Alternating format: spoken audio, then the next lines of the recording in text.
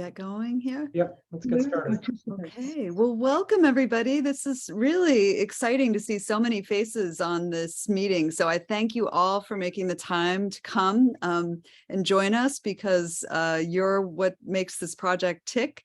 My name is Lindsay Famaris, and I am the chair of the Tisbury Master Steering Committee.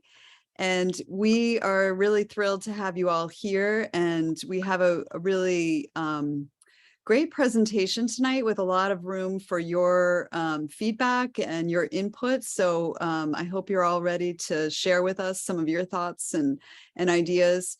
We're going to be building on some workshops that we conducted back in, and I say we, meaning the consultants you'll be meeting with today, who they conducted back in October on the vineyard. So I hope some of you were a part of that. And this is a follow-up to that. And then we're going to take the information and use it as we move forward in this process. So again, welcome everybody. I'm looking forward to hearing what we can come up with tonight. So I'll turn it over to Jill from the Barrett Planning Group. Thank you, Lindsay. Good evening, everyone.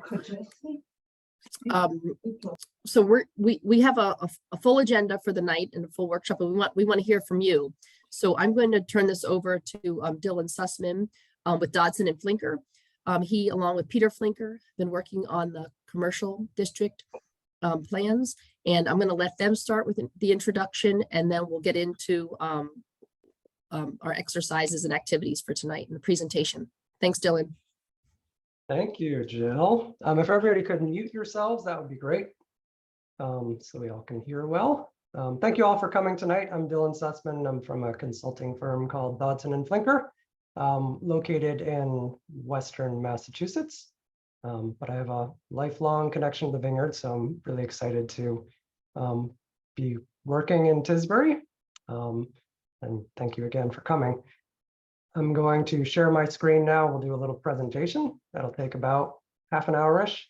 And then after that, we're going to break out into groups for small group discussions, which will happen automatically. So don't worry about it.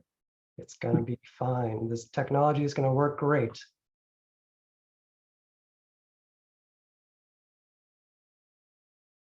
All right, here we are. It's February 13th, 2023, and we are here to talk about visions for Tisbury Commercial District.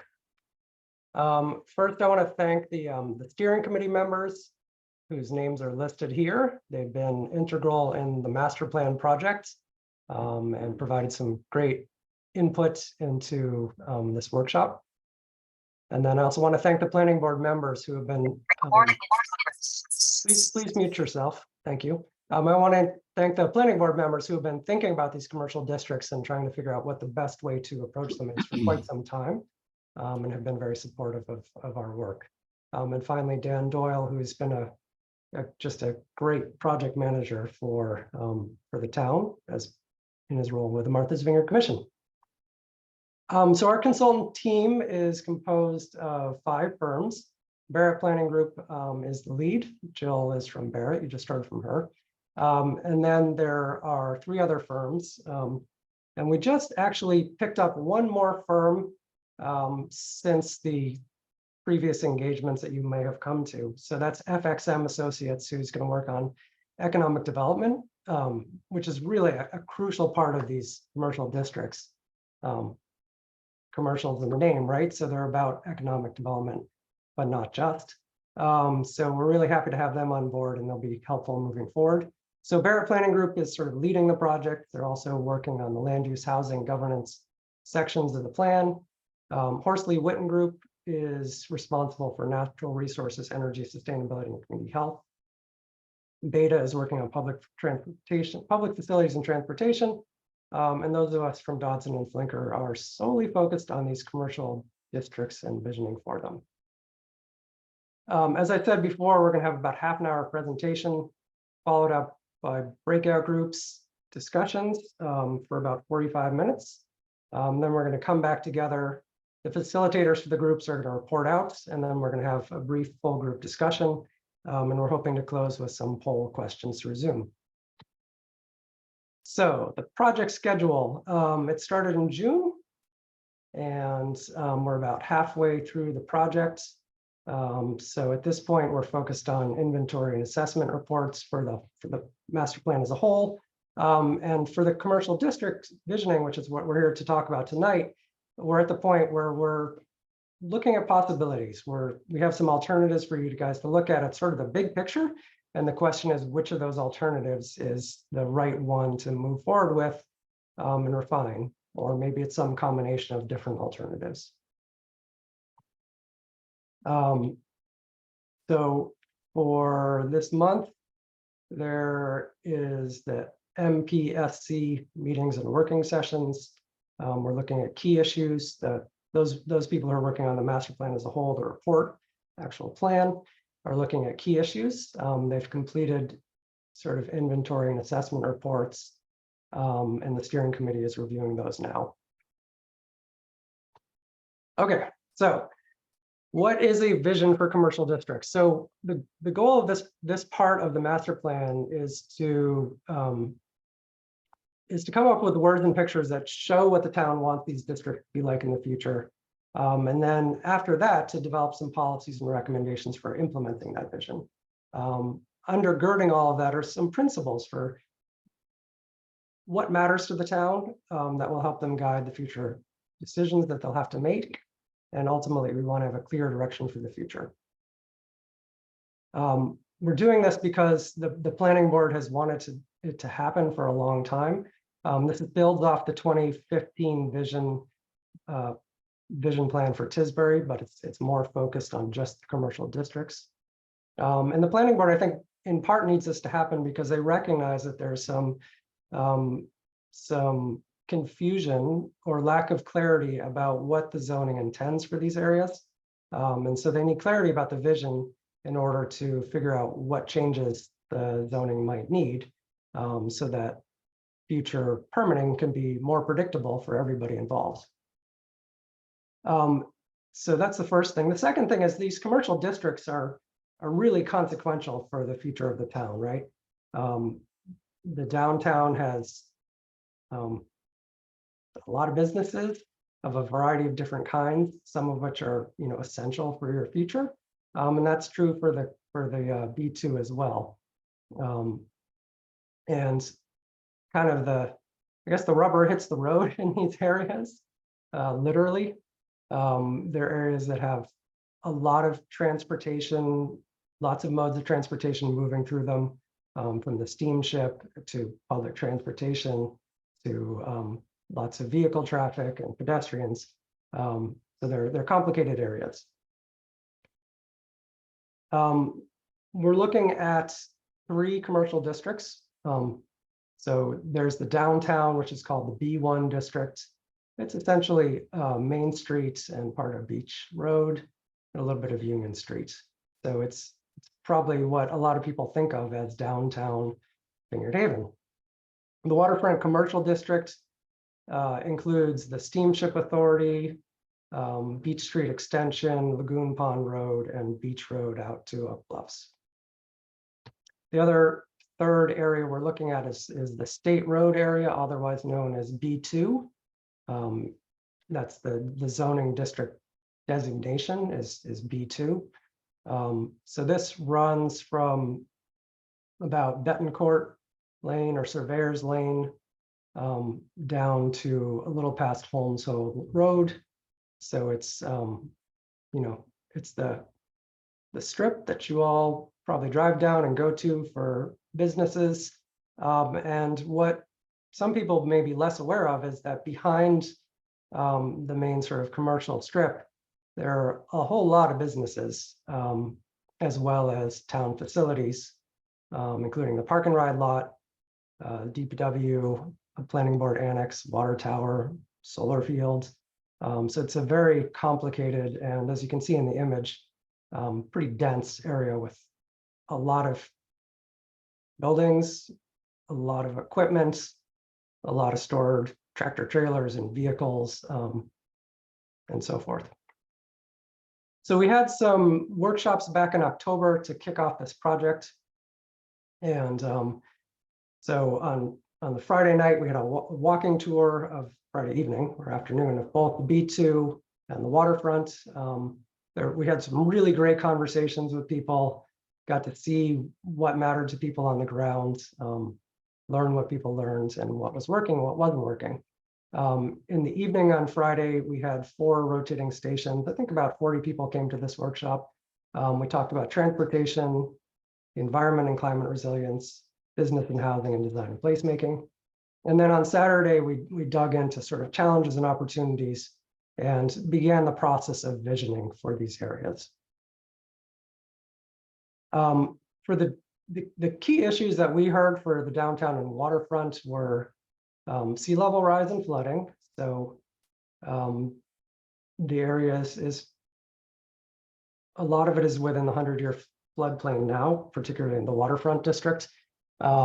And with sea level rise, that area that's within the 100-year floodplain is going to increase. Eventually, in the future, a pretty substantial portion of this district would be underwater much of the time if there isn't any action by the town. So some ideas there were to protect Beach Road, to consider daylighting Bass Creek, which is an old drainage. It's a creek that was filled in that runs between Lagoon Pond Road and Beach Road. And there was a key question that people were asking, which is, when and where do we retreat from these areas? You know, some people were saying we have to start preparing for that now, and other people were saying, well, that's premature. That's a long way off. We're not ready for that yet, but we do need to take action on climate change. Housing and infrastructure were key issues raised. The lack of affordable housing, which has impacts for people's real lives, as well as impacts for your economy, because a lot of businesses can't find employees. You know, at certain densities, housing require water, wastewater, and sewer service. So there's conversation about, you know, when do we know we need that? Where should it go? And to what extent? Talked about circulation a lot, both by cars and people on foot and by bicycle. The waterfront key issues were coordinating with the Steamship Authority. There's some discussion of how do we take better advantage of the harbor itself, improve moorings and so forth. Developing a harbor walk is a long time priority of the town, and we talked about the dream of that, as well as the reality of the challenges of implementing it. Placemaking was a big theme of the workshop. So how do we build upon the really unique and awesome character that Tisbury has? It's a wonderful, lovely place. And so how do we build upon that and make it even more lovely? And in particular, how do we make it more legible for people who are new to the town? And then finally, we talked about opportunity areas like Stop and Shop and the town parking adjacent to that, 5 Corners and the post office and the waterfront. Key issues from the October workshops for the B2 districts included trying to preserve businesses that serve year-round communities, how to accommodate the sort of auto-oriented uses that are common in that area, enable them to expand or grow or change, but also balance that with the need for housing, and then the needs of the housing that's already in the area and around the edges of the area. So managing potential conflicts. Again, we talked a lot about circulation, both on State Road, and then also the idea of a connector road between State Road and Edgartown Bickert Haven Road, which is something the town considered a while ago, and I guess it narrowly failed at town meeting. And people in the workshop were talking about whether it's reasonable to bring that back forward again. Also expanding pedestrian and bike connections. State Road is a pretty hairy street for bicyclists. And so figuring out either how to improve that or get around it seems like a priority. I've already talked about housing, pretty similar issues here. Placemaking, the need to develop buffers between various uses, moving parking behind buildings, possibly developing design guidelines, and then the opportunity areas. You know, we can talk more about that later on tonight. So summing that up, the big ideas that came out of the workshop were to make it easier to move around in the districts, to get to them, and then to move around within them, to protect your environment and to build resilience, and then to balance the needs of year-round residents, visitors in the island. So that, I think that was kind of one of the most key themes here, and it's the one that these alternatives is going to explore. So how do you, each of these districts has a diversity of users. They have residents and they have businesses and they have different kinds of businesses that serve different kinds of customers. And so how do you balance the needs of all of that while at the same time expanding housing for year-round residents and enabling businesses to adapt and thrive? And then the final big idea was to enhance community spaces and sense of place. Okay, so now we're going to look at a little bit of analysis of just pulling apart the pieces of these districts so you can get an understanding of them. And then we're going to show some basic diagrams that illustrate different visions for the areas. So we're back in the B2 district. This is just screening it back, and you can see just the buildings in gray there. So looking at just the buildings, you can see that there's buildings are clustered along State Road with a large area of basically town-owned land in the back. And there's a mix of some pretty big buildings like Kronegs or SBS, and then a number of smaller buildings, particularly in the south east corner of the district, where there are a fair number of sort of contractor and auto-related uses. Looking at the open space and the town-owned land, it's a significant portion of this district. So there's the former landfill with a solar field on it, the park and ride lot, the DPW land, as well as some water protection land down in the south and in the northwest. We did a little bit of categorizing of land uses to get a better sense of exactly what are the patterns, who's here, and is there any pattern of where businesses are locating within the district? And I think what we found is probably shouldn't be surprising.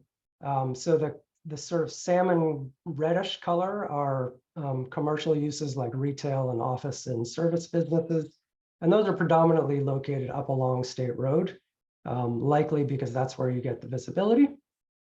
So if you're a public facing business, it's nice to be on a busy road, which State Road is in the summer.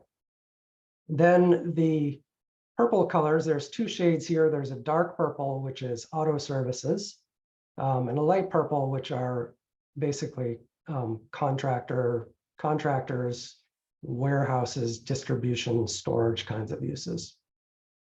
And these are predominantly located in the southeast quadrant of the district, but they're also in the back behind Kronegs and also in the back in the southwest. There are residential uses in this district. There are multifamily housing shown in this sort of golden yellow, and then there's some single family houses that are still in the area. Although if you look at land use over time, it's the single family houses or the housing in general has lessened over time.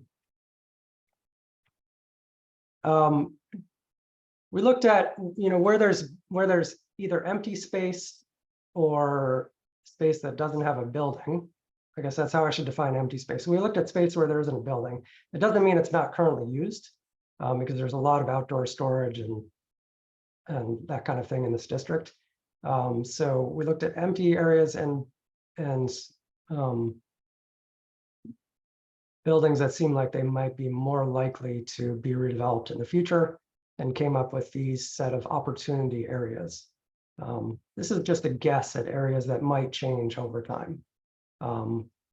And also with a focus on kind of larger chunks, like the big chunk of land there south of State Road and west of High Point Lane is Goodale Construction.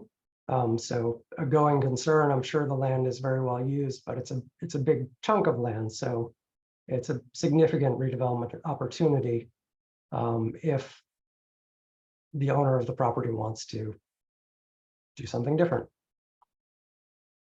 Looking at circulation in the area, so the black here are roads, the green is sidewalks, the dashed green are trails. These are all existing trails, existing roads, and existing sidewalks. You can see that the sidewalk extends from downtown out to about Village Court, and then ends on the north side of the street. And on the south side of the street, it's much more limited and runs from about Kate's Way to, can't remember if that's SBS or the other one. Somebody will tell me later. So there's pretty limited pedestrian circulation within the area, a little bit on State Road. Some of these streets, you can walk on. We did walk on them during the site tour. There wasn't a ton of traffic, but there are large trucks and some sort of twisty, curvy roads. And then there are trails in the back of the area and around the edges. So there's an opportunity to reknit the transportation here. So this image shows basically one idea for a new spine running parallel to State Road on both sides of State Road, so both the south and the north. So that's this dashed line here and the dashed line up to the north. And that would provide, if that new circulation would put in, it would provide an opportunity for more efficient movement within the area. And in particular, for some of those sort of heavy truck users and contractors and so forth, to be able to come and go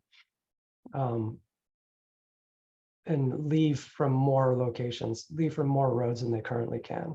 So the way the circulation is set up right now, particularly on the south side, but on both sides, there are either driveways or roads that dump out onto State Road, and not many other alternatives for getting out from your property.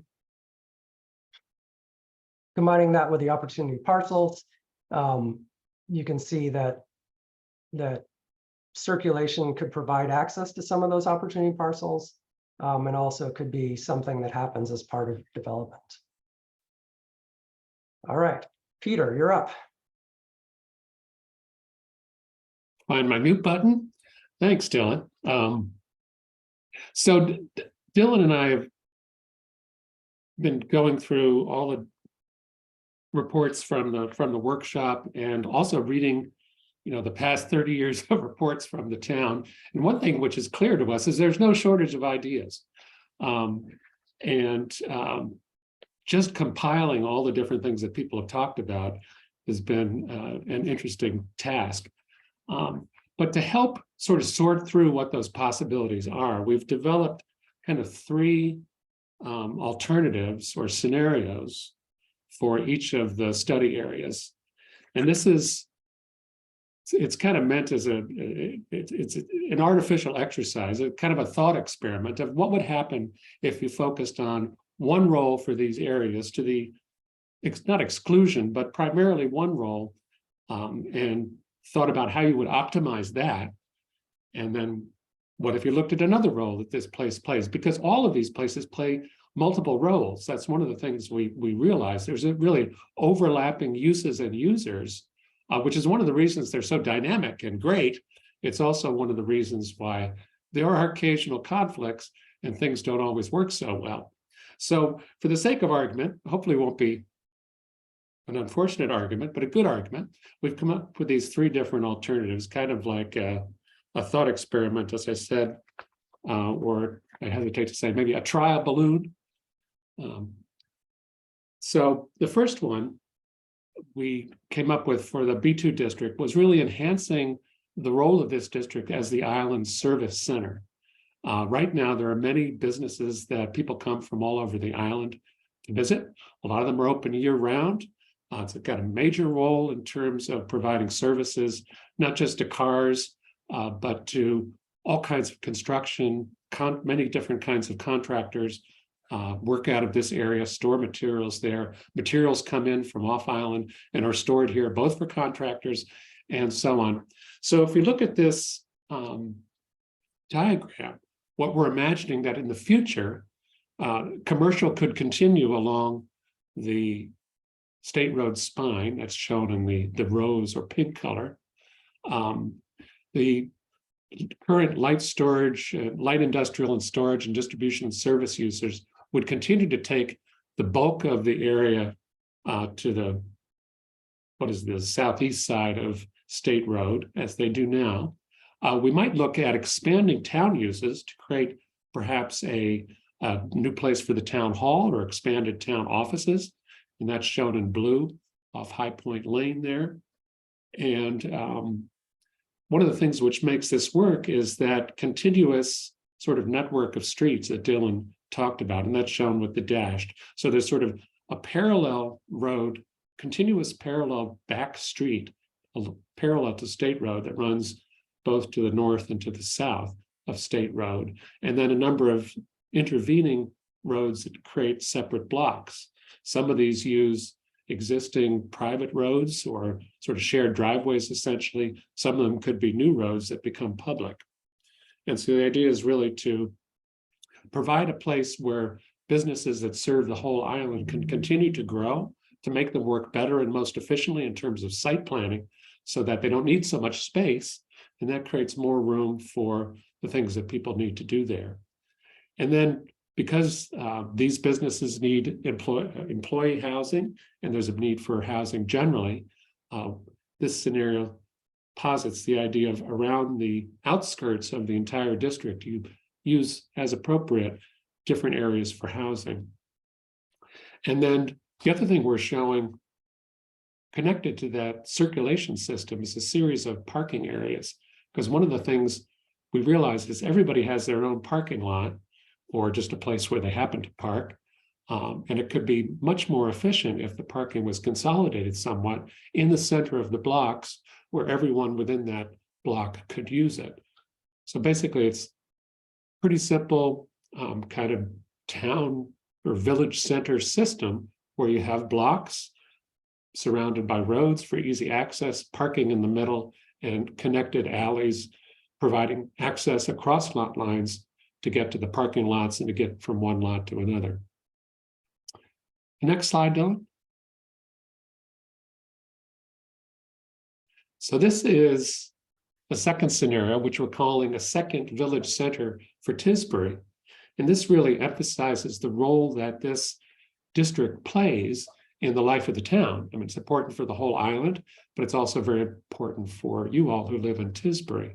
So this looks at really creating a walkable or enhancing a walkable village center along State Road by allowing more of a mix of residential, commercial, and other business uses. And that's shown in the kind of brick red mixed use tone.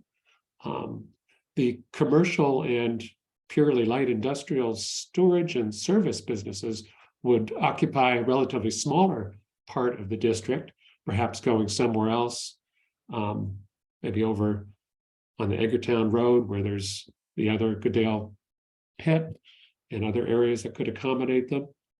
But in this scenario, it's focused more on developing this as a place where people would live and work and where you would come to find your regular goods and services. So here parking is important. So we've put the idea conceptually is to have a single large parking lot in the center of each of the blocks, again, divided up with a series of roads that provide convenient access to all the different points. And then again, around the periphery is areas that are somewhat quieter, would be areas where you could have more residential uses. The third one, Dylan, please. So this scenario, we're sort of calling a place for everything, which is one of the questions we want to ask you tonight, Is it possible for the B2 district to be, not necessarily be all things to all people, but is it possible to have a balance of different uses and succeed at all of them? Or do we need to focus on one or the other because we just don't have that much space? So that's one of the key questions we want to talk about with you tonight. So in this case, it would be more pure commercial would continue along the corridor, and that is, it doesn't have housing mixed in. It focused more on, again, the larger uses that maybe meet the needs of people coming from throughout the island. There would be a smaller mixed use, a walkable mixed use core, kind of in the center of the district by Kronig's. Again, parking in the similar circulation system with parking in the middle of the blocks and housing around the periphery, but probably somewhat more housing is possible in this scenario.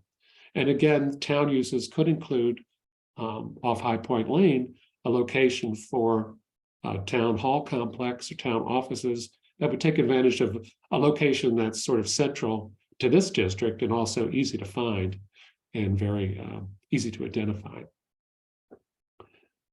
So those are the three scenarios for the B2 district sort of writ large. And then we've looked at, well, what would that look like if you actually started to build that out, and came up with a plan diagram shown here. This is existing conditions. And the next one shows the areas of change. And this is not sort of the ultimate build out, but it's sort of somewhat down the line. If you can zoom into the next slide, Dylan. See a little bit closer. So we have, again, we've created a series of blocks by linking existing roads like High Point Lane with a transverse parallel road, parallel to State Road that goes through the whole district. And each of these roads would be designed as a nice town street. So lined with sidewalks and possibly on-street parking for some of these, trees, continuous trees planted down each side of the street, and then buildings that are not behind a parking lot, but are on the street where you can see them, and the parking behind the buildings. So this is classic kind of, how do you take a commercial strip and turn it back into a walkable village? Well, you bring the buildings up to the road and put the parking in the back, connect across the lot lines. So it all works a little more coherently. You can get everywhere easily, both on car, but particularly on foot. And by consolidating the access, you can close off some of the extra curb cuts, those extra driveways on State Road, and make that more attractive and more walkable because you don't have to go past so many driveways. So you see in the kind of rose tone, we have continuous sidewalks, both along the street and then connecting within the different blocks. We have parking close to all the buildings, but behind the building. And then I think one of the nice things about this is there's an opportunity at that existing green at the end of High Point Lane for a really good setting for a potential town hall annex, a new town hall. It's one of the things we want to ask you about, but there's room there at one end of the Goodale pit to have a nice place for a complex that would really be easy to find and easy to access. And then the pit itself, in this scenario, we're thinking about having some housing there. So these are apartment buildings. Dylan, if you can sort of circle that area with your cursor, they're apartment buildings that share a large parking lot with a town office or a business at one end. And then another housing that's sort of experimenting with here is at the south end of the Knocket property.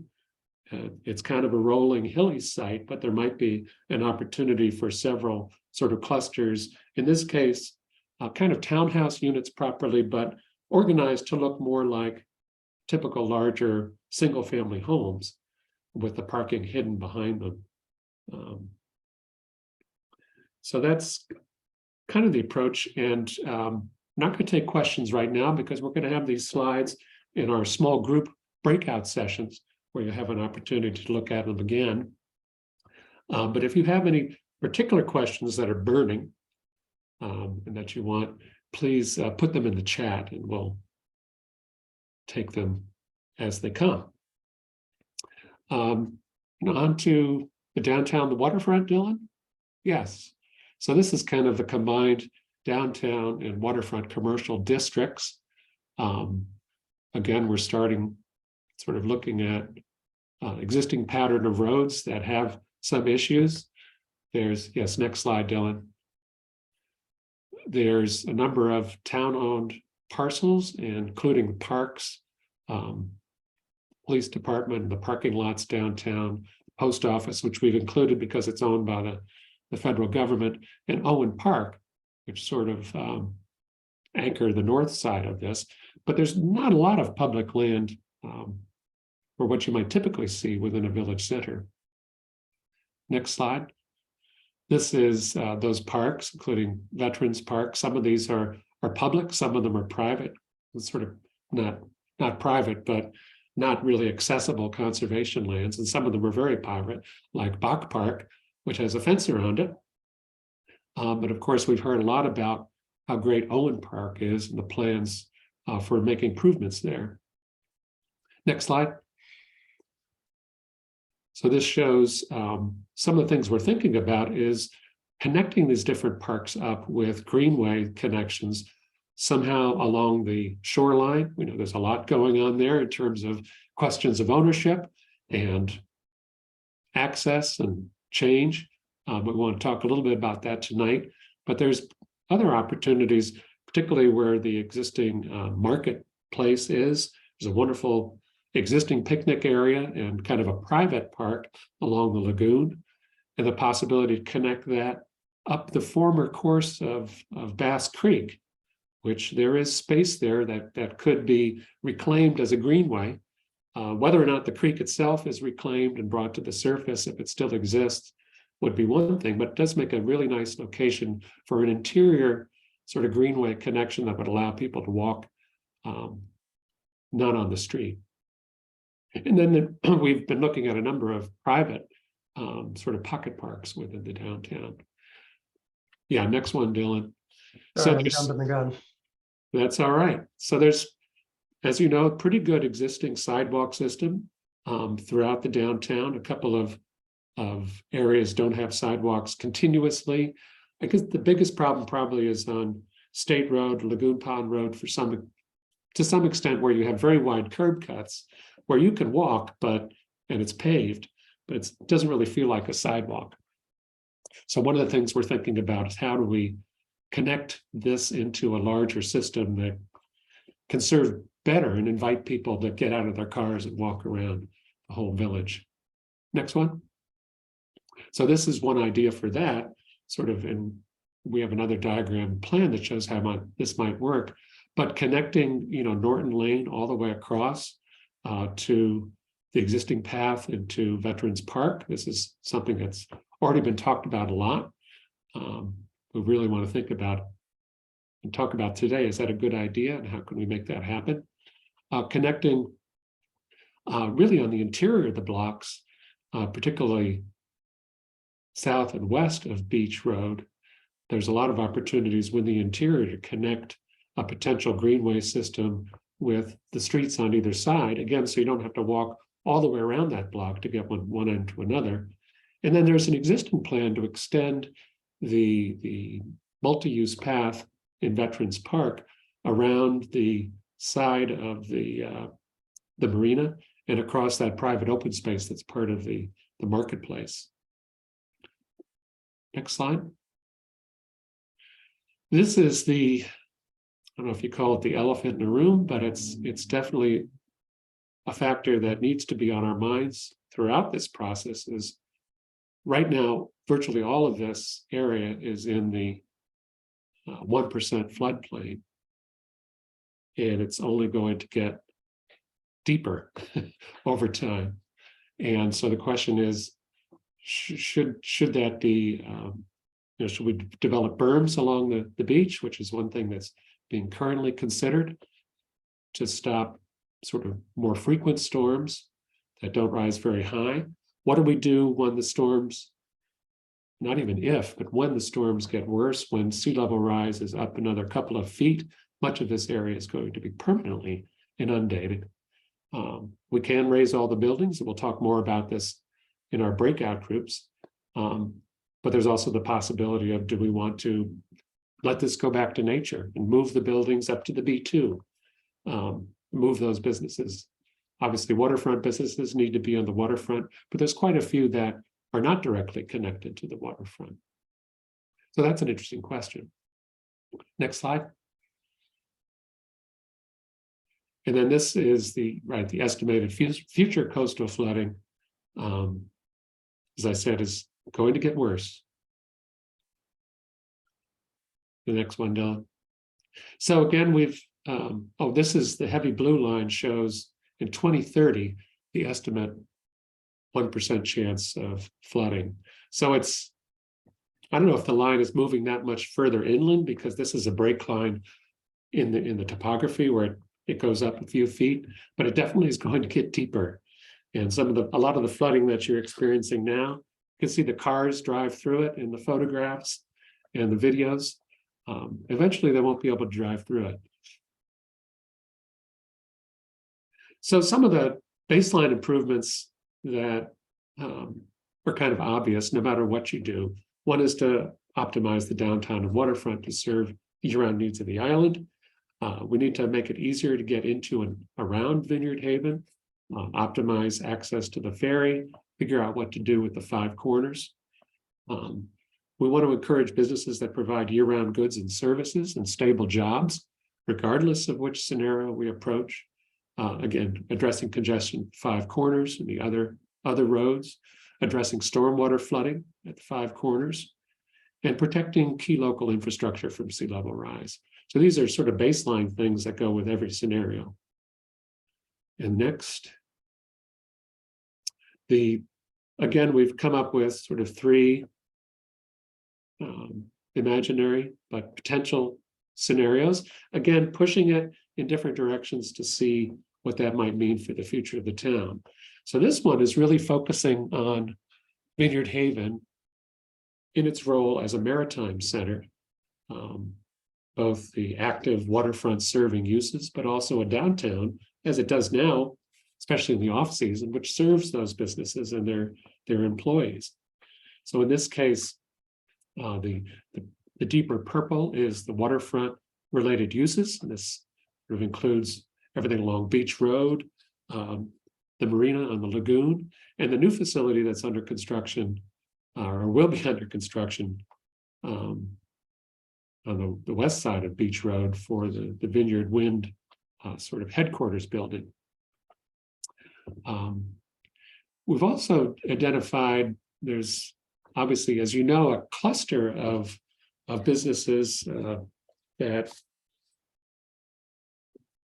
really focus on what you might call heritage, the sort of marine heritage. Obviously, the Gannon and Benjamin boat repair facility, but other facilities which really do now and can continue to create a cluster of kind of maritime shipbuilding or heritage shipbuilding and related uses. So we're really, one of the ideas that's come out of the different discussions is really focus on that, particularly at the core, kind of the hinge between the waterfront and the downtown. So that's something we want to talk about some more tonight.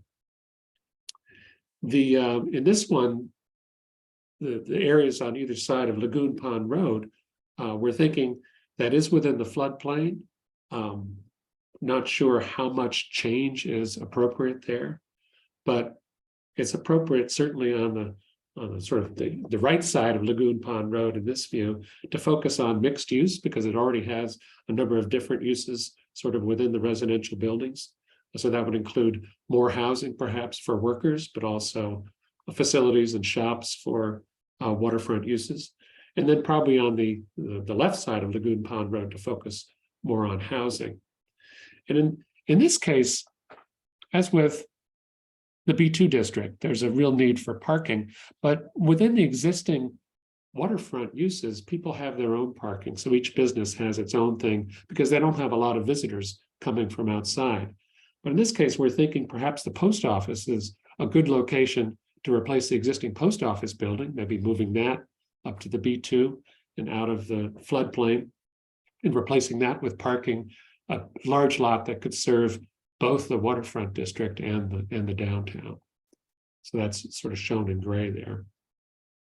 The next scenario is what we're calling a vision for an arts and culture village, really focusing on that aspect of Vineyard Haven. So in this case, the waterfront uses continue, but the existing retail and commercial uses, especially along Beach Road and the marketplace, would continue to serve visitors, tourists, and residents within a village that sort of focuses on arts and culture and visitation. To support that, part of the area within the triangle of Lagoon Pond Road and Beach Road would be taken over with a larger parking lot, as well as part of the post office site, possibly including rebuilding the post office building itself to have sort of a better relationship to the street.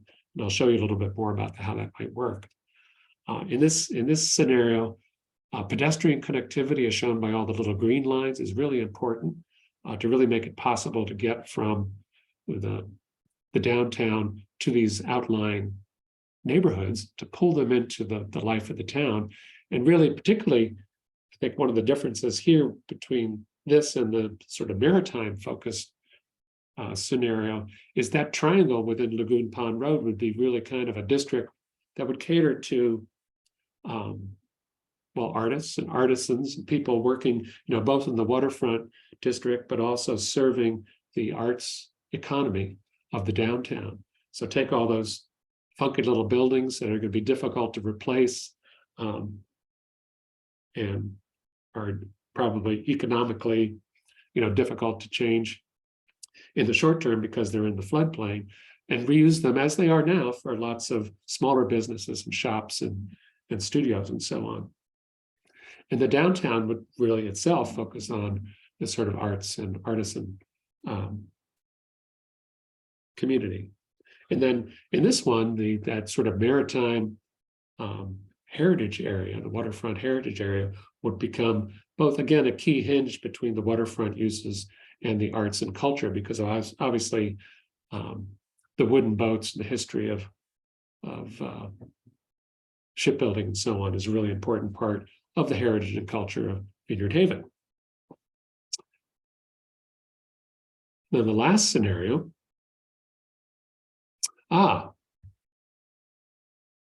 We only have two scenarios for that one, Dylan? We only have two.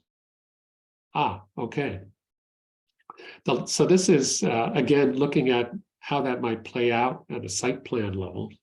And if you zoom in on this, again, it's kind of thinking about just what's possible. So in gray are the existing buildings.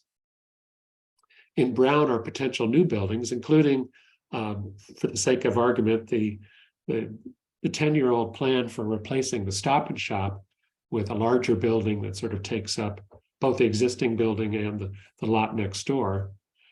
This maintains the existing large parking lot to the north of the Stop and Shop, which is sort of in the center there, but thinking about optimizing the design of that, maybe reorienting so it's sort of you pull in on one side and pull out on the other, has the same number of parking spaces, but would work a little bit better to provide access at the same time for underground parking that is proposed underneath the Stop and Shop.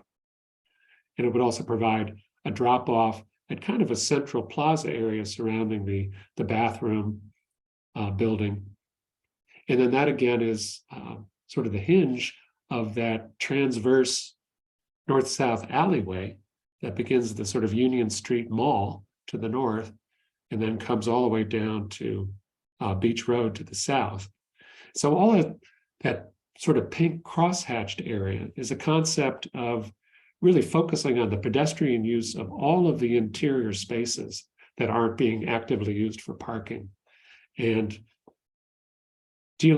creating a sort of consistent pavement structure, a consistent sort of design, so it would all feel like public space, even though some of it is public and some of it is private.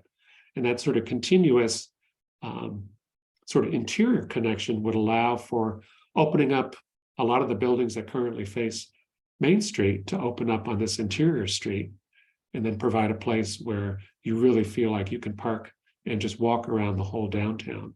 And then continuing that up into Main Street as it is now, we've sort of shown the locations of the proposed Main Street improvements. There's some bump outs for people to cross the street with new tree plantings, and then to connect to the existing sort of pocket parks and sort of small spaces in between buildings that people are already using for access to some of those shops. So it's really, again, kind of a continuous pedestrian system that links all the different blocks together. We're not going to spend too much time on it tonight, but we have looked at different ideas that have been floated for reworking the parking around the entrance to the ferry. One of those is shown here. And then also on the corner across from the ferry, reworking what's now the Hertz parking lot, sort of widening that sidewalk so there's more of you feel like you could walk up Union Street to Main Street, and then maybe putting a building on that corner with the parking behind it. That could really be sort of one of the landmarks as you arrive and get off the ferry. And then moving the ferry information to the sort of end of the loop at the plaza there. So a lot going on. This also includes that sort of large building replacing the post office in the south part of this, the lower part of this diagram. So that would be a building, again, that sort of wraps around the corner of Lagoon Pond Road and Beach Road with parking behind it and underneath it. Again, you would probably have to raise that building up anyway to get up out of the floodplain, but you could have sort of part of the building come down to the street on one side that's sort of less vulnerable to flooding, and then put parking underneath and behind. And again, you see one of the ideas is to connect the sort of pedestrian system right across to Beach Road Extension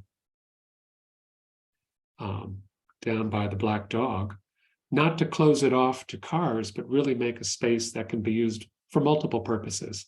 So it's really thinking about, what people have done in this country and in Europe for hundreds of years, which is your big public plazas, your spaces are so precious, you don't use them just for parking, right? And you could park there when you need to during the day, off season, but other times you could take the cars out and bring out the tables, have cafe seating, just have a place for people to park, have summer festivals, art festivals in the sort of arts center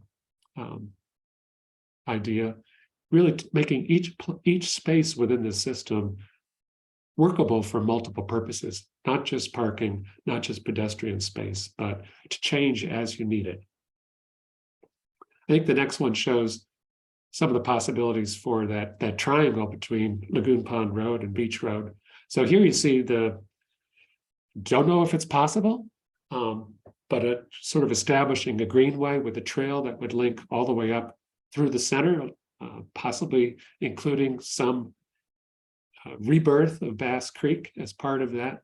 But I think more importantly, really creating a connection from the downtown all the way down to the lagoon, and really taking advantage perhaps of that, what's now private space with picnic tables that's owned by the marketplace.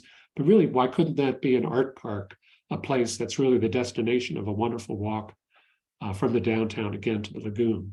And then in the center of the block, behind the buildings along Beach Road, a large parking lot that would get people off the street, out of their cars and walking rather than driving through the five corners. So do we have any more slides in our scenarios, Dylan? That is it. All right, so we're going to move into breakout groups now. So we have some ground rules for you. So the first thing is we'd like you to speak one at a time when you get in the breakout groups, so everybody has a chance to hear everybody else. This is intended to be a conversation, not a debate. So please be respectful and courteous. And to the extent you can, it'd be great to try and understand what other people's interests and goals and values are. So it's likely that if somebody disagrees with you, they're probably not just crazy or stupid. they probably have a reason for disagreeing with you. So try to figure out what that is, and then you might be able to come to a shared understanding and figure out a solution that works for everybody. And if you can, please have fun. The presentation went a little bit long. We're still going to have 40 minutes for breakout group discussion. So we're going to come back together at 6:40. And Catherine is going to magically whisk everybody into the breakout groups. You're going to be randomly assigned to a group with a facilitator. And each facilitator has been tasked with starting with either the B2 or the downtown and waterfront. So they're going to tell you which group you're going to, which area you're going to start with. So please be cooperative with that. We're doing that so that we make sure we get an equal discussion of both areas. Catherine, are you ready? Yes. All right. There's a question from Pamela about bike lanes. It's definitely something we've thought a lot about. And so you saw that idea for the shared, basically a multi-use path connecting through Veterans Park over to Beach Road. And then in the B2 district, there's been some discussion of the connector road serving, as a bike connection. But there's, still plenty of thorny issues with bike connections and different types of bike facilities in both areas and in between them. Yeah, I should clarify, Dylan, I didn't talk about it, but I think all of our scenarios, we certainly support the idea of building the connector road or roads in the B2 district, which was proposed some 10 years ago and actually laid out. But we didn't really focus on it, what we showed you today, but it would make everything work a lot better, as you might imagine. All right, let's open up those breakout groups.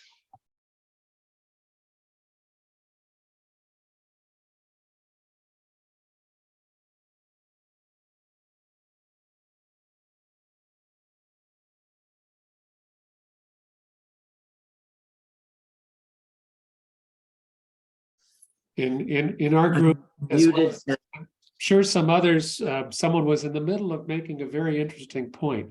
If you have a point to make, please put it in the chat, because that will be recorded. If it's possible for you to type in, you just go to the bottom of your screen and you click on the little chat button, and then you can type a message and we'll save it and know what you said. Or you could speak up in the general room. All right, so we're now going to have a report out from each of the facilities for the groups so that we can hear what other people were talking about. And we're going to try and limit each facilitator to just a couple of minutes, a minute or two. As a facilitator, I have to say it's a really challenging job to summarize everything that about for 40 minutes.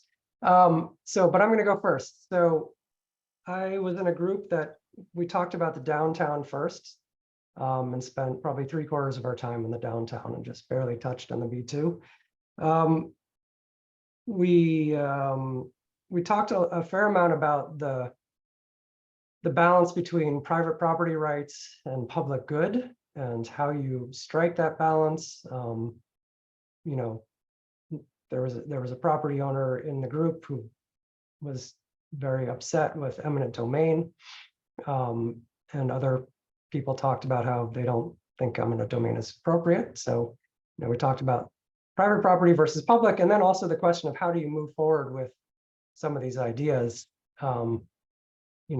without the town doing everything, which I don't think that's not the vision we're proposing. So how do you have public-private partnerships, or how does the town encourage things to happen?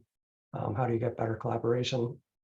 In the downtown, we talked a lot about sea level rise and flooding, and different approaches to that. And there were a range of viewpoints from people built in a floodplain, and it's their responsibility to deal with it, to I think other people who thought that maybe some sort of berm was a good idea along the water, or somebody else who thought a seawall was a good idea along the water. There's seemed to be a pretty good amount of support for the idea of a greenway along Bass Creek. There were reservations about anything that shows redevelopments in the triangle between Lagoon Pond and Beach Road, because it does seem so vulnerable. We talked a little bit about Main Street. There was a business owner in the group who talked about how parking is a big issue on Main Streets. And now flooding is also an issue, that the customers aren't coming when it rains because they're concerned that there's going to be flooding and it'll be problematic, so they don't come shopping. With regard to B2, we talked about, one person mentioned that light industrial wasn't appropriate for the B2. They thought there were other places that could go. And the only other opportunity that people seemed to come up with was either the airport or Bingard Haven Road. There seemed to be unanimous support in the group for the idea of the connector road. And I think that some people expressed support for the idea of, affordable housing, more walkability. Somebody liked the idea of the town campus out there and moving the post office. And yet there was an alternative viewpoint that you need those core services like a supermarket and a post office in your downtown, so that there's a synergy there. You go to the grocery store, you go to the post office, you get a cup of coffee, and it's a place to be. So it's kind of a grab bag of what we talked about, and there was plenty more said. Let's hear from Carly next. So I represented group 2. It was great facilitating your conversation. Thank you so much, all of you, for being here tonight. We talked about quite a few things, and we actually started with B2, so the flip of Dylan's. We covered 3/4 of our time with B2 and then went ahead to B1 and the waterfront. So hopefully I can pull together some of my notes for all of you. There was a lot of support for the new access road, that it's necessary, it's a year-round issue, that pinch point down there, and that this could really change things. And it could actually go to other towns on the island and see if they could help fund this. People wanted to know what the demand was for it, especially what would change in the way of traffic patterns. As the island has grown, they've seen a bigger strain on Tisbury for all of these resources. And so they've shifted to wanting more of the projected changes as well as the redrawing. There are stormwater concerns, wastewater concerns. With the expansion, what would these alternatives then cause for a greater need of wastewater infrastructure? And then what would the changes do to traffic patterns, as I said? Tisbury needs to retain a lot of their historic culture that they have left, especially there were concerns since the fire that happened down in Vineyard Haven. They want to make sure that they keep a lot of their town hall facilities there in the way of those that are customer facing, so they can meet the needs of people that are down in the village and in a walkable area. Moving on to housing, they did enjoy a lot of the housing that was included in the alternatives for B2, but they more so enjoyed it closer to the hill, off to the west, and then possibly between the towns. So moving on to what we have for B1 and waterfront, there was a lot of talk about cars as an ideology that needed to be challenged, right? So people don't travel to the vineyard to see parking lots. I think many people in our group agreed on that. And that there are a lot of opportunities to change the traffic flow there. There have been studies, recently and in the past couple of decades about reversing a couple of different streets, and that there is potential to attract people to B1 and waterfront right when they get off the boat. So identifying Norton Lane as a possible area that can be opened up and expanded to be more inviting to pedestrians and bicyclists, and possibly even moving the police department from that area, because they do take up a lot of parking spots, and kind of making that more oriented towards people that need to get to downtown businesses, and then those who are coming off of the ferry right away. So there was also a call for more retreat and possibly returning some of the land to the south of Beach Road back to natural resources. But then we also had pragmatic voices that we're saying that this is very valuable land, right? Seeing this happen may just be when seawater rise is that high that it can't be used for other things. And if there's an alternative choice or possible plan for Beach Road later down the line, when, you know, we do see sea level rise so extensive. I do believe that's all I have for our group, but please, members of my group, if you have other ideas that you wanted to mention, please put them in the chat and they'll be recorded that way as well. All right, let's hear from a facilitator who is working on downtown now, which I believe, Jill, I think you were. Yes, thanks, Dylan. So yeah, my group started talking about downtown and the waterfront district. Some of the key issues that came up, prominent issues, I would say in that area, were the Stop and Shop and the parking lot. And the parking lot that Carly just talked about, in between the Stop and Shop and the police station.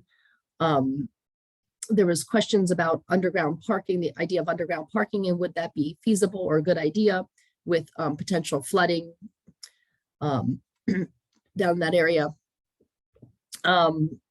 But the idea of underground parking is desirable if feasible, with the thoughts of turning that parking lot in between the current police station and Stop and Shop into more of a park area, a more welcoming park area when you get off the ferry.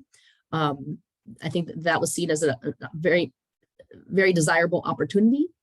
There was definitely the mention to make, recognizing Stop and Shop as a landowner and the overarching need for collaboration within the town to work together and get things done. Incorporating the post office space into something new was of interest. Relocating the police station out of that area was also mentioned. Also, thinking about what's the town center. One participant really looked at resolving the issue of Bach Park, which is currently not open to the public. There was desire to make it available to the public in general and develop that area around it. And that came up again when we talked about maybe, things that were missing in the alternatives, was more of a focus on the Bach Park area and developing the lands around it. Not developing with buildings, but working that area as a welcoming space for people to visit and go to. Main Street was discussed and that it's important to improve it. And the desire was make it a quaint Main Street, a viable Main Street for businesses, to support businesses, and also have ways to bring people to shop there, and also to a desire to find ways to bring new businesses to the island. Participants felt like in front of the parking area by the steamship authority on the stretch of beach that goes from the steamship terminal to the gazebo by the Black Dog is a relatively easy way to make access to that area for the public. It needs to be cleaned up, and it could make it an immediate waterfront access and enjoyable spot. So Stop and Shop, parking downtown, 5 Corners, Capel Walk, Bowl and Board, Veterans Park, the desire to have maybe multiple uses and see more done with Veterans Park, the Educomp building. These are all question marks, and like landmark buildings or places to capitalize on and to opportunities. They like the idea of consistent paving used for all pedestrian spaces downtown. It would just make it, visually attractive to follow the path or see the connectivity of pavers of certain sort versus dirt, gravel, and a whole mixture of things that are currently walked on. Community or personal values that they would want to underline the vision for Tisbury. Time and time again, it came up, that small town community feel. That was what they feel was so desirable about living in Tisbury, and to continue to keep that you have the opportunity to run into somebody randomly when you're running errands or out and about in town. So to get out of the cars more walkable, bikeable, and just to be able to be in community, as much as possible. Housing was felt to belong everywhere. Just multiple stories, considered change of height, definitely in the B2 district, as well as downtown. And then in terms of walkability, bikeability in the B2 district, currently doesn't feel super safe. You kind of, feel like you're, sprinting across the street or waiting for a certain time. So more street trees would be desirable, nice sidewalks. If we're going to drive more, walk more and drive less, and traffic calming measures were desirable in that area. And in terms of transportation, biking came up a lot as a desirable form of transportation in downtown and the waterfront, as well as being able to park your car and then, take a few hours and to be able to walk to different destinations and enjoy the natural resources of the area, the community, maybe errands, things like that. So to have places to park if you're coming from further away, but then not needing to be in your car for a while. That's pretty much it. I had a great group. Thank you, everyone. Group 3, so much. Thanks, Jill. Peter, I believe you talked about the B2 first. You're muted, bud. We actually talked about the downtown first. All right. And I think generally there's a lot of support for the working waterfront idea, as well as doing more creative things like Arts Haven.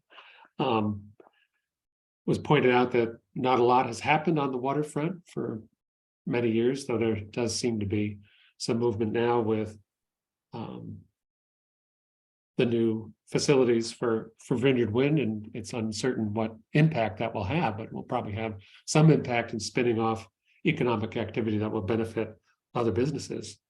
There was I think someone raised an interesting point of, since this is a townwide master plan, we really need to keep that large scale focus in mind, both thinking long term in terms of sea level rise and climate change, but also thinking about, making investments that make sense, like with the Stop and Shop, really thinking carefully about what that's going to be, because once they build it, it's not going to change for a long time. So I think there was support for looking more deeply at Stop and Shop and thinking about, does it need to be in that location? Does it need to be that big a store? Or are there other better uses for that purpose? I think there was some support for looking carefully at the post office site, including possibly moving the post office to the B2 district. And generally, I think another thing that was pointed out is that, climate change is happening, but the flooding is not going to occur right now. There's some indefinable period of time, decades at least, where lots of stuff is going to continue to happen in the floodplain. And so the Arts Haven idea, which is, this is my own words, focused on people as opposed to facilities necessarily, is a great use for that kind of space where you don't have to build something really expensive to have an arts and culture focus. I guess unless you want to have another beautiful museum, but you can do a lot. As with the working waterfront, it's people driven, not facilities driven. So you don't need a fancy building for either of those uses, which opens up some possibilities. We did get onto the B2 and talked a little bit about that. I think it seemed like pretty strong support for the concept of turning it to more of a walkable village, preserving what's there and building on. I'm not sure we reached a conclusion about how much space needs to be reserved for those larger service uses.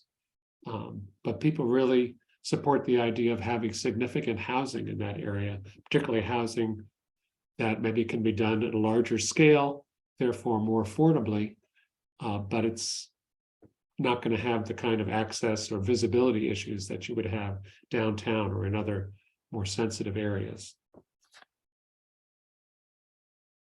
I think that covers most of the points in our group, and I thank you. Jack, you're up next. Thanks. And another great discussion in my group. And we were represented by a nice mix of people, some residents, business owners, a developer, a member of the master plan implementation committee. So it was nice to have different voices. I think we talked about B2 first, and there was a lot of interest in any effort to improve the aesthetics and feel of Tisbury in general in the B2 district, to make it more attractive, place to walk around, enjoy a cup of coffee. And so thinking about what are the businesses that are along the road and how does zoning help that? There's a lot of discussion around some of the limitations of the current zoning and the importance of zoning to be a tool for encouraging the type of development that will be more appealing and bring more people to enjoy Tisbury in general in the B2 district. I think there was also the question of infrastructure required, and that being an important investment in order to make anything happen. A connector road was that idea was, there was interest in that and in connector roads in general, and forging more connections. Looking for more flow into that area and around town. But there's also a comment about how the area is an important place for year-round goods and services for the island, and that that is a necessity. But right now it sort of happens ad hoc and it's not very well planned. So again, looking to some ways to encourage it to be more well planned. When it came to actually choosing a scenario, we didn't really come down on that. I think all of those different interests point towards a mixed use scenario. And there was a comment that the village center scenario is the most appealing, but the hardest to pull off. And so maybe sticking with some of the existing uses is realistic. But there was a lot of interest in village center type of development and creating 2 spines in that area. Also an interest, a teacher was interested in youth, place for youth to hang out, and spaces for youth. And there was interest in trees, adding more trees to the area. When we talked about the waterfront downtown, we didn't have too much time for that. Sort of at the very end, the 5 Corners came up as a sort of gateway to the town that required some improvements based on the aesthetics again, and the flooding and the circulation. There was feedback on maybe not having enough scenarios for the waterfront, that neither Art Haven or the arts and the waterfront heritage were quite right. That something like Oak Bluffs Fishing Pier might be appropriate, a way of creating a walkable pier and access to the harbor. Those are the comments that people agreed on. And although there was a comment about not wanting to pave over the beach, but just that given sort of the amount of space there might be some limitations on how much you could do with that space, but having access to the water that people could enjoy was very important, maybe more important than creating greenways. And there was a question about where other industrial uses could go, that the airport was an option, whether the airport was an option. And one of our group members noted that it's maxed out currently. So it's not really too much of an option. So I think that was most of it. Thanks. Thanks. All right, so we're gonna have the one last report out, but we're also gonna open up some polls for you to respond to while you listen to the last report out. So just trying to get a rough temperature of the people who are here, which is not a representative sample of Tisbury necessarily, but it does give us a sense of where you all fall. So Catherine, can you open up the polls? And while people are filling that out, Krista, can you tell us what you heard in your group?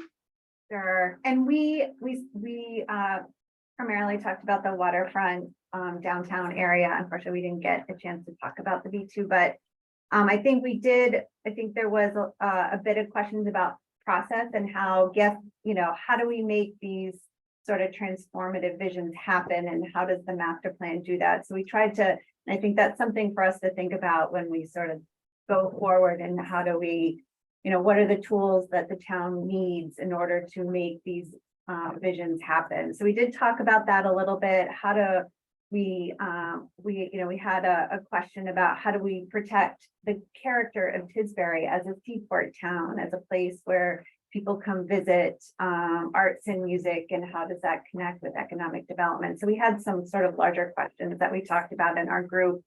But when we did talk, when we were focused on the waterfront, just recognizing that sea level rise and flooding and all of those issues, they're not on their way, they're experiencing it now, and sort of recognizing that and thinking about that. And, there was, a comment we should, and I think I heard this perhaps in Carly's group too, is, let nature come back because it wants to be there. But I think the idea is how to better manage it. There's a lot of pavement in that area, better ways to manage the water that's coming. And if it's from the sound, or if it's coming down the hill, just sort of thinking about how best to, if the vision that does happen here, how best to manage those issues. And trying to be sort of a little succinct here given the time. But yeah, I think those were we talked a lot about coastal flooding there. We had several artists in our group, musicians and whatnot. And so I think there was an interest in both of the scenarios, understanding what mixed use is and bringing in housing. I did have a question, which I didn't know the answer to, is how many people actually live in that area, and if there was someone on the team who could report out about that. I'm just getting a better sense of who lives in the downtown area. That would be great. And I'll let you take your poll with that. Thanks.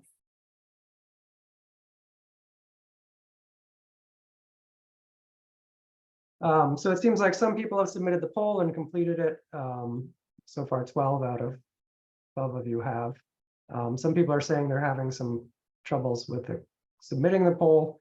I suspect that if you have to scroll down to see all the questions. There are 7 questions. You need to answer them all to submit it. Dylan, a couple people have voiced this in the chat, that there are 2 questions in the poll that you're required to respond, but the way the question is worded is, do you disagree? And so if you don't, agree, it's going to create an inaccurate reading, I guess, just so people are able to submit it. Well, I guess we're going to have to throw that question out. Sorry, that was a terrible oversight, and I apologize. So just to clarify, we're gonna just disregard those. Okay. The ones about strongly disagreeing. And if there is a scenario you strongly disagree with, please chat it to us.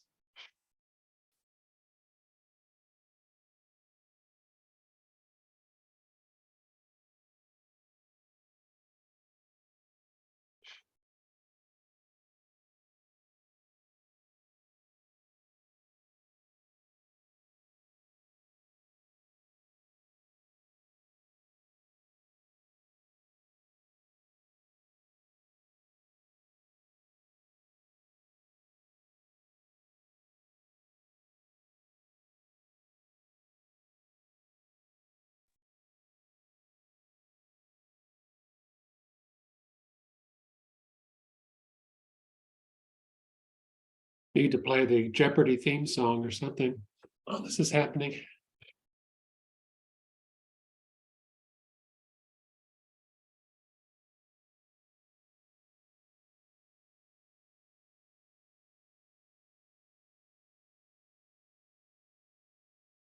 I think there's some confusion in the chat.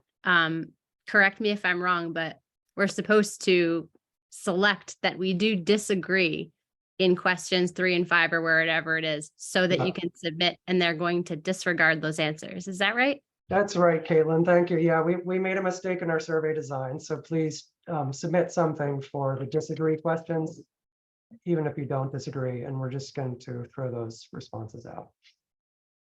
Can I make a suggestion about possibly adding a priority to the things that are most important, which is to improve the physical appearance and to make the town more attractive and appealing? Yeah, yeah. That's a good suggestion. So for us, we call that, placemaking community spaces. And so it sounds like you want that in maybe in the last question. Yeah, I just think the physical appearance and making it more attractive and welcoming and a place that people want to stay and Yeah. walk around and do business in, and et cetera, et cetera. Okay, great. We will add that for the second round of this meeting, which is happening this week.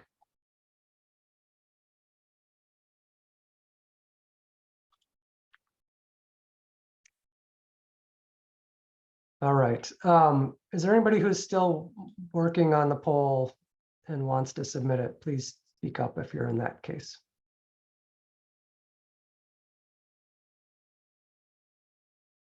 Otherwise, we're going to end the polling. So if you're still working on it and want to submit your responses, please speak now.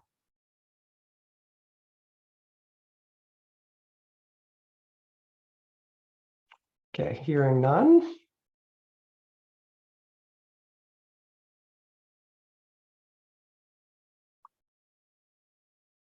All right, so here's what we got for our somewhat flawed survey.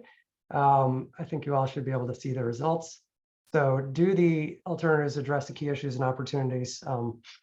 57% of you said yes, 10% said no, and 33% said I'm not sure. Which alternative provides the best vision for the waterfront? It was pretty close, 57% for maritime and 43% for arts and culture. We're going to skip 3 because it was bogus. Question 4, which alternative provides the best vision for the B2? It was a second village center for Tisbury, squeaked past enhancing the island service center at 40% versus 33%. On question 5, we're going to ignore that one because it was bogus. And then number 6, of the elements shown in the alternatives, which would be the highest priority for the town to implement, resilience to coastal flooding and climate change scored the highest, placemaking and community spaces after that, then housing, circulation, and economic development in that order. And then finally, about community or personal values that are most important for the vision, walkability and connectivity ranked the highest, followed by housing and economic security, environmental responsibility and sustainability, and then fiscal responsibility, with safety for people and property coming in last. So thank you guys for responding to the poll. They are helpful for us just to get a read on this room. So, we hear in these meetings, we hear a lot of different perspectives, so it's helpful to get a read on the room. So that brings us to the close of the meeting, other than Jill would like to make an announcement. Thank you, Dylan. Carly's going to step in here and give the details, but we just wanted everybody to know that there's been a townwide survey that's been live for the past 3, maybe 4 weeks. It's closing tomorrow night, and it's a survey related to the master plan, welcoming the input from the public. So I'm going to ask Carly to chime in, please, and add anything I missed, but also she can direct you to that survey if you have not already been aware of it. Thank you, Carly. So I just put that survey in the chat, and anyone that wants to access it can do so that way. After this call, you can also access it through the Tisbury Master Plan website, which is tisburymasterplan.com.